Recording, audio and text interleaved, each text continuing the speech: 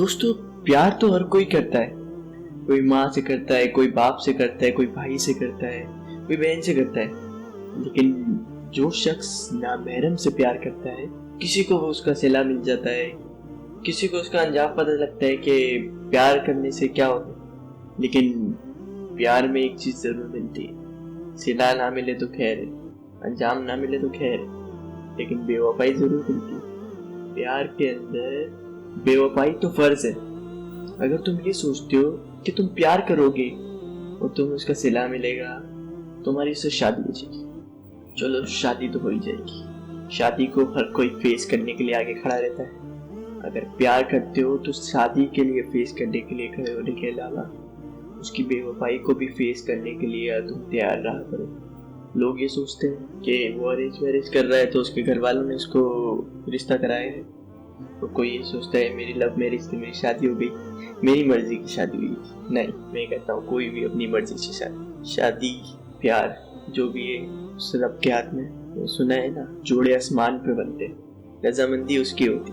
तुम्हारे माँ बाप या तुम्हारी नहीं, रजामंदी उसकी होती। वो जिससे चाहेगा उससे होगा। जिसके पीछे भी भागना है भाग लो, कोई सिला नहीं मिलना। लेकिन कुछ लोग तो प्यार करते हैं, वादे करते हैं, लेकिन करते कुछ नहीं।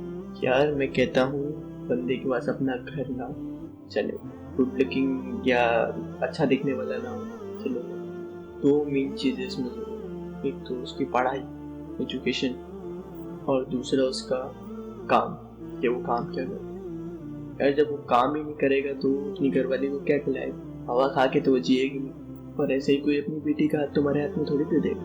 तो तुम्हारा काम देखेगा, तुम्हारी एजुकेशन देखेगा। लेकिन कुछ लोग होते हैं प्यार करने से पहले बड़े अमीर ज़्यादा बड़े एटीट्यूड वाले होते हैं, लेकिन प्यार के बाद वो क्या होता है? कुछ भी नहीं। कितने लोगों का प्यार के बाद पैसा खत्म हो सब खत्म। तो आपने गालिब साहब का शेर तो सुना ही होगा, इश्क ने गालिब निकम्मा कर दिया, वरना भी आज नहीं दिखा के, सुना ही होगा।